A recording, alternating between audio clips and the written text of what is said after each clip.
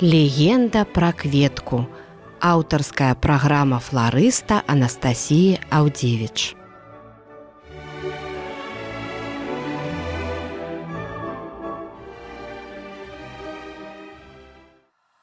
Хвала Христу, паважаныя слухачы і гледачы YouTube-канала Радыё Марыя. З вами Анастасія Аўдзевіч і гэта легенда пра кветку. Мы ўсе ведаем, што 15 жніўня каталіцкі касцёл штогод святкуе дзень у небашэсця на свяцейшай Панны Марыі. У народзе гэта свята больш вядомае як Маці Божай Зельнай. І яно адно з самых такіх важных у гадавым цыкле. Гэта нават свята мае іерархічны ранг урачыстасці. Пачынаецца гісторыя гэтага свята вельмі даўно, 5-6 стагоддзе, і вера ў тое, што безаганная панна не памерла, а проста паснула і жывой была ўзятая на неба, узнікла, хутчэй за ўсё, сярод простых вернікаў, чым сярод тэолагаў. Паводле гэтай распаўсюджанай легендзе Маці Божая вельмі моцна заснула, а апосталы нейкім выпадковым чынам усе з усяго света зноў ж такі зышліся, з усіх куткоў гэтай рымскай імперыі, зайшліся, прыехалі да яе ў госці, пабачылі, што яна паснула, але палічылі, што яна памерла, і яны яе пахавалі. Адсюль, дарэчы, што нібыта яна спала ў спене, адсюль гэта рускае слова «успение» Маці Божай, тое, што яна спала. І не было там, як заўжды, толькі тамаша, які заўжды дзесьці ходзіць і нікому потым не верыць. Ён прыйшоў, кажа, як жа яна так памерла, я хачу гэта пабачыць сваімі вачыма. Зноў ж такі адчынілі, а ў магіле цела ўжо не было. Але знайшлося шмат прыгожых кветак, моцна пахнущих, такіх прыемны пах. І вось такая нарадзілася вельмі прыгожая легенда, што Маці Божа застаецца з намі праз менавіта зёлкі. І то ли з такой вось легенды, то ли як мы атрымоўваем тое, што на Маці Божай Зельнай мы адудзячым заўжды за плёны новага ураджаю і па традыцыі прыносім у касцёл шматлікія кветкі. У мінулы год я зрабіла нават такі цыкл праграм, дзе распавядала пра тыя ці іншыя расліны, якія можна прынесці ў касцёл на святах. Гэта быў і палынь, і базілік, і размарын, агуркі абавязкова, якія мы прыносім да касцёла. А ў гэтым годзе мы будзем з вами размаўляць пра мяту, бо мяту я таксама часта бачу ў касцёле. Вось.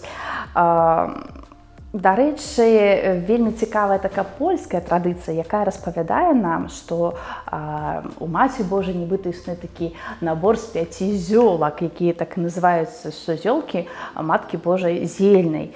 І гэта 5 зёлак, это рамунак, мята, святаянік, шалфей, меліса. Вось сёння мы будзем з вами размаўляць, дарэчы, пра мяту.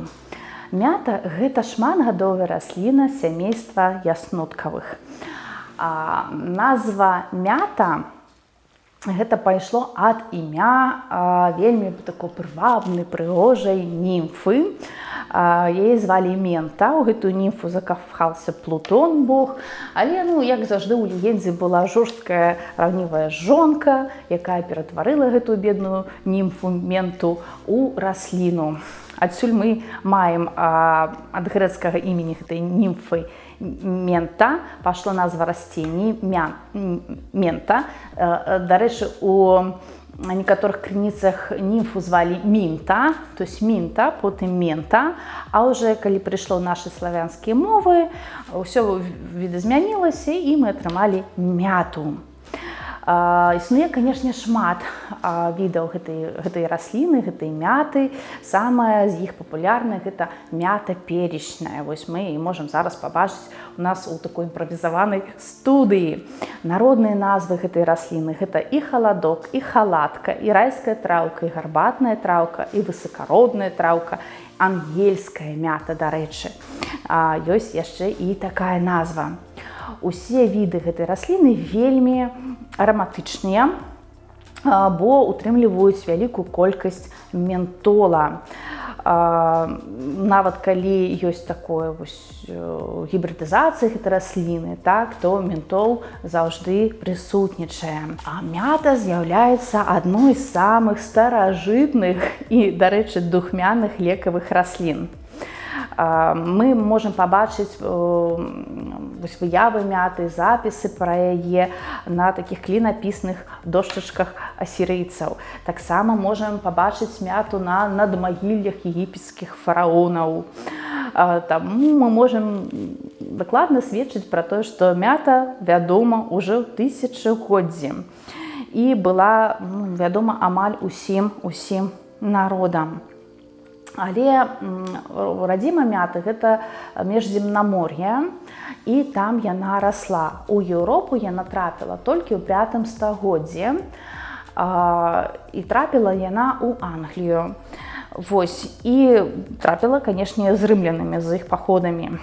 Бацька брытанскай батанікі па прозвішчы Тэрнер, ён апісвае мяту ўпершыню ў 1597 годзе ў сваім траўніку, дзе ён піша пра яе лекавыя здольнасці, якая яна фантастычная, прывабная, але піша пра яе як пра такую расліну, якая сустракаецца нечаста, рэдка. І вельмі цікавыя, чытала яго такія аповеды, як лікавацца ёй.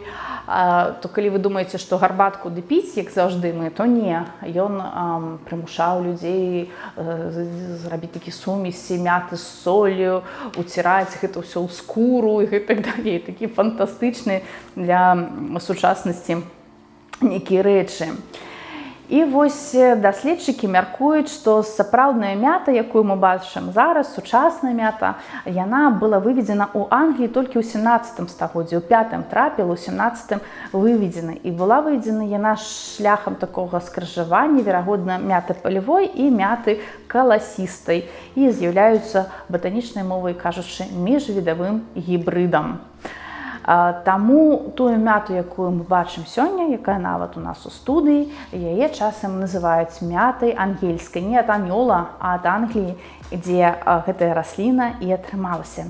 Цікава тое, што у такім дзікім стане зараз мы можам пабачыць яе шмат, дзе там і агароды, і сметніцы нейкі там уздоўж дарог і гэтак далей. А раней яна расла толькі ў садах, бо Еўропа такой прыроднай класічнай мяты, у духкосці класічнай, яна не ведала.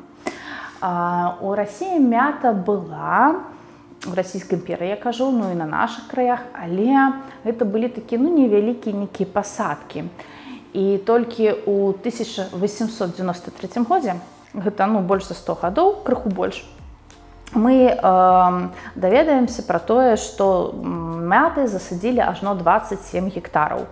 Пачалася мода на гэтую расліну, пасадзілі гэтыя гектары мяты ў Палтаўскай губерніі, бо трэба была такая сыравіна, бо з мяты рабілі квас, дабаўлялі ў тытун, у табак, яе курілі, палілі і, канешне, выраблялі з яе мыла. І менавіта з таго часу мята досыць так хутка распаўсюдзілася па простых сялянскіх дварах. Але вернемся яшчэ крыху пазней, я так пераскачыла. У старажытным Рыме мята была адной з самых такіх ужываных, карыстаных раслін. Па-першае, тое, што мы зараз ведаем жывацельныя резінкі, як мы кажам, так? Такі правобраз быў яшчэ ў старажытным Рыме. Лісты мяты рабілі такую сумесь з мёдам, іх перамяжоўвалі, і гэта было замест жывацельнай резінкі, каб перабіць нейкія непрыемныя пахі. Абавязкова ў кожнай хаце, у кожным рымскім доме былі падушкі, якія былі набіты менавіта мятай для здаровага сну.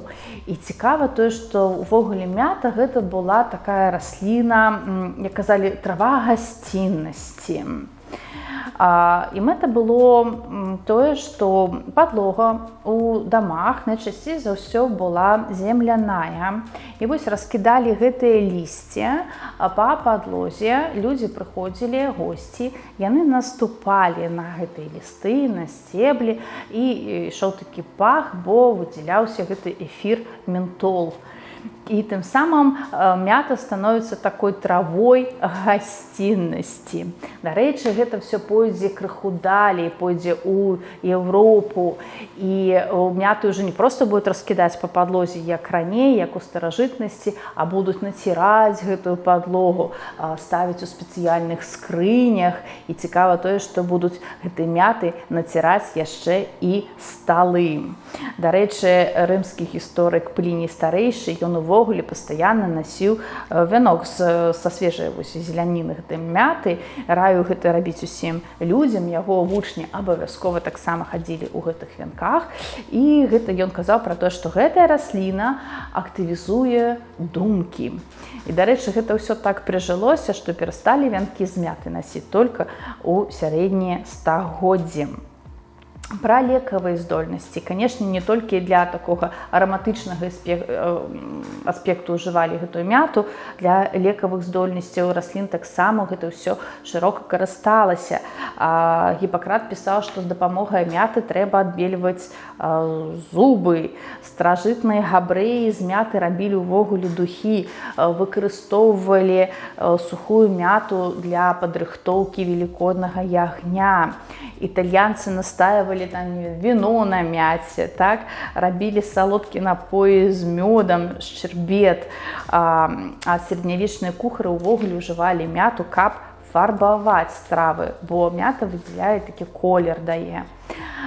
У Амерыцы мята шырока выкарыстоўвалася для падрыхтоўкі такіх падбадзёрваючых напояў. І калі перакласці мясцовую назву мяты, у нас гэта халадок, там, да, я распавядала, то там гэта будзе проста добрая трава, вось так перакладаецца. І дакументальна зацверджана, што мята была адной з самых важных культурных траў у Амерыцы. І, дарэчы, пад часы амерыканскай рэвалюцыі, калі ўсё аблагалася там падаткамі, то толькі гарбата з мяты не абладалася падаткам, бо гэта было вельмі папулярная расліна. Пра тое, што мята ляжала ў грабніцах, магілах фараонаў і ахоўвала іх муміі, я ўжо казала, вядома, здалёк яна.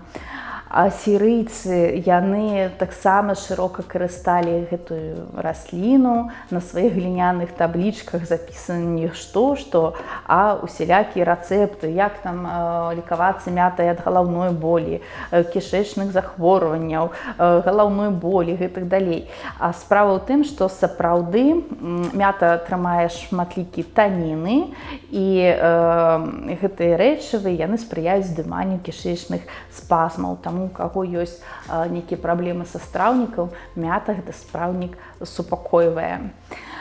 Мята шырока карысталася і ў ароматэрапіі. З яе выраблялі усялякія настоі, не толькі сушылі, раскладалі, як у сярэднявечча, так, але і рабілі усялякія настоі, здабывалі вось гэты эфір ментол. І навукова ўжо даказана, што гэты эфір, водар гэты, ён расслабляе чалавека, здымае некую раздражняльнасць і так далей.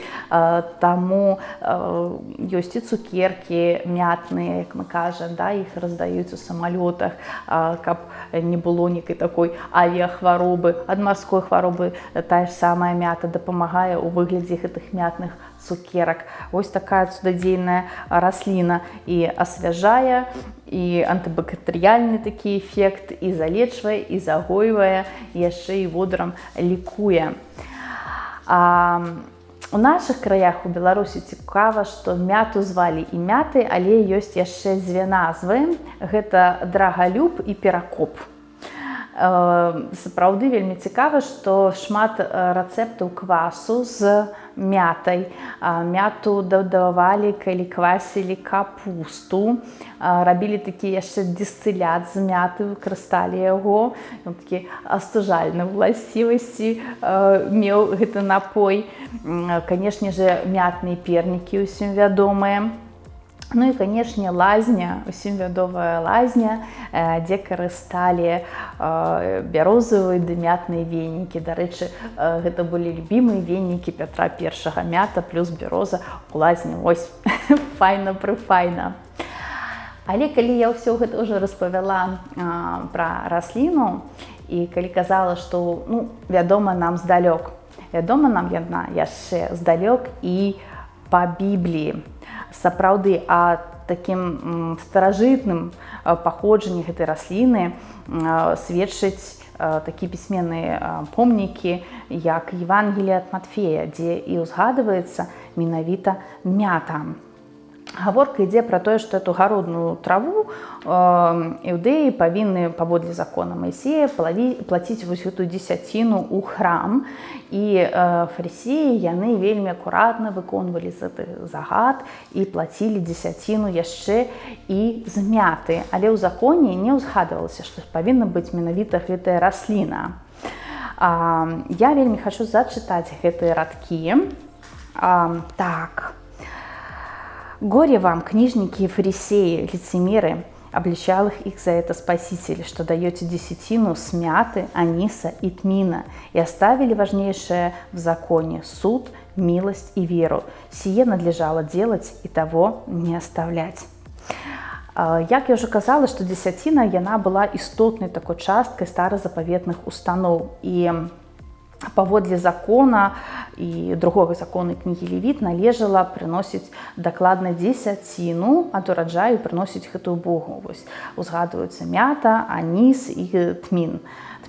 Гэта ўсе травы, якія вырошчваліся на тыя часы не шырока, а менавіта як спецыі, як прыправы. І вырошчваліся яны, дарэчы, не ў вялікай колькасці. Вось цікавостка ў том, што дакладна, калі мы чуем, прыносілі дзесяціну з мяты, гэта быў не мех мяты там насушаны, не, гэта быў амаль што невялікі пучок. Вось некалькі раслін. Магчыма, мяту садзілі вось адзін куст толькі ў гэтым араматычным садзікі быў, таму, магчыма, гаворка шла нават пра некалькі лісточкаў з кожнай расліны, а не пра вялікую колькасць. І гэты закон яны вельмі так строга і добраахвотна выконвалі. Тым самым, як кажа нам Пісанне, забывалі аб істотным. Фарысеі хваліліся ў гэтым, так што даюць 10% частку з усяго. Зноў ж такі, скарыстаю гэты тэкст. «И сказал Господь ко пришедшим к нему иудеям: горе вам, книжники и фарисеи, лицемеры, что даете десятину с мяты, аниса и тмина, и оставили важнейшее в законе – суд, милость и веру. Сие надлежало делать, и того не оставлять. Вожди слепые, отцеживающие комара, а верблюда поглощающие. Горе вам, книжники и фарисеи, лицемеры, что очищающие внешность чаши и блюда, между тем, как внутри они полны хищения и неправды. Фарисей слепой, очисти прежде внутренность чаши и блюда, чтобы чиста была и внешность их». Тым самым, пра што гэта нам тлумачыць? Што як бы старанна пазбягалі людзі меншых такіх грахоў і не баяліся здзяйсняць нейкіх вялікіх. Правдыры слепыя, кажа нам Езус, так? І ён як бы вылучае вось гэта крывадушча, камара ацэжваюць, так, а вярблюда не кранаюць, калі можна так сказаць.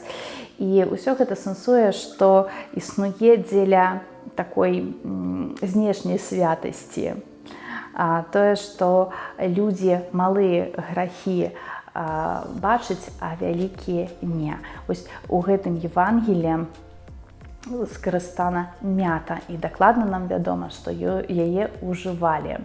Вось такі і духоўны сэнс у мяты, так, мы атрымалі, і зноў ж такі гістарычную такую дакладнасць удакладнення, што людзі ёй карысталіся старажытныя. Але калі мы ўжо на такой ноце апынуліся з вамі, пра грахі размова пайшла, жадаю сказаць нешта больш такое станоўчае. Таму скажу, што мята, памімо таго, што ўзгадана яна была, апрэч таго, што ўзгадана ў Бібліі, яна мае яшчэ і такі сімвалізм Божага нараджэння.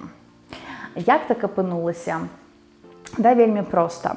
Бо мята адна з першых такіх раслін, дзе людзі навучыліся здабываць вось гэты эфірны алей, які трымае ментол, і дадавалі, калі гатавалі нейкія ласункі. Дык вось, як жа так апынулася мята у калядных традыцыях? Рабілі невялікія канфеты, раней невялікія, зараз гэта ўжо вялікія. Дзея будзе у нас адбывацца ў Англіі. Вось выраблялі гэтыя цукеркі у выглядзе такой, кажуць па-руску, тросці, па-беларуску кій, у выглядзе гэтага кія, маленькі такі кій. Гэта была такая цукерка, канфетка, якая рабілася менавіта з цукру. І каб крыху дадаць нейкі такі новыя адценні да смаку, у цукар пачалі дабаўляць самы просты ў тым сэнсе, што простыя людзі маглі яго здабыць, вось гэты эфір з мяты. І гэтыя тросці пачалі станавіцца мятнымі. Вось. Далей пайшло яшчэ цікавей. Вырабляць гэтыя цукеркі ў выглядзе гэтага кіёчка стала ўжо такой традыцыяй. Па-першае, пачалі рабіць цукеркі ажно з 3 колерамі. Зялёны мятны, там чырвоны фарбавалі ягады і белы гэта цукар. І вось людзі пачалі так фарбаваць не проста так, они казалі, што гэта наша хрысціянская тройца. І вось такі калядны пачастунак, ён пачаў сімвалізаваць Айца, Сына і Духа Святога. А далей белы з чырвоным выраблялі і вырабляюць гэтыя цукеркі, казалі, што вось чырвоны гэта кроў Пана Езуса, а вось белы гэта сімвалізуе чысціню і адкупленне. А ўвогуле легенда пра гэтыя карамельныя кіі такая, што гэтая цукерачка, гэты салодкі кій, ён нагадвае на форму вось гэтых пастушкоў, посухаў іх, з якімі яны прыйшлі да немаўляткі Езуса. Яны шлі з гэтымі кіямі, таму цукеркі мы робім у выглядзе гэтага кія. Дарэчы, існуе яшчэ адно такое меркаванне, што калі перавярнуць гэтую цукерку, то мы атрымаем літру J, што нагадвае нам Езус, так, вось першы літр, з якой будзе пісацца яго імя. І тым самым вось атрымалі такое сапраўднае, сімвалічнае, салодкае, такую, як гэта сказаць, гэта нават не сімвал раства, але абавязковы такі дадатак. Вось так праз стагоддзі склалася такая традыцыя. І мята, яна была ужывана ў вырабе гэтых цукерак не толькі як крыху разнастайніць нейкі густ, так, гэты густ гэтага салодкага для дзетак зробленага ласавання, але і яна паступова пачала ўжывацца ў іншых стравах. І таму ў Англіі існуе нават такое паняцце, як мы кажам, калядная мята, бо цукеркі з мятай, у печыва мяту дабаўлялі, напоі з мяты рабілі. І такім чынам у Англіі мята стала сапраўднай каляднай раслінай.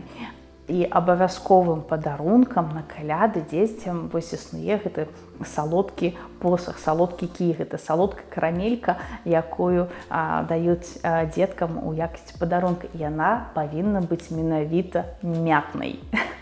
Ось так мы атрымалі такі салодкі цуд. Я вельмі захвочваю взяць гэтую расліну з сабой у касцёл.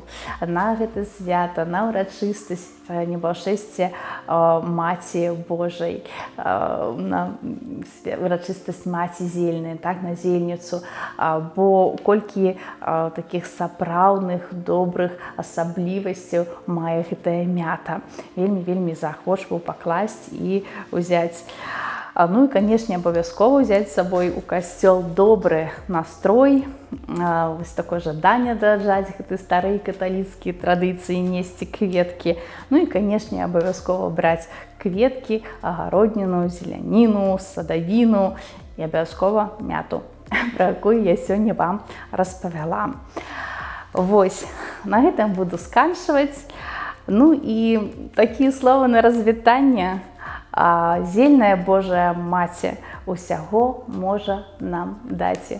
Так казалі стагоддзі раней, і так мы кажам сёння.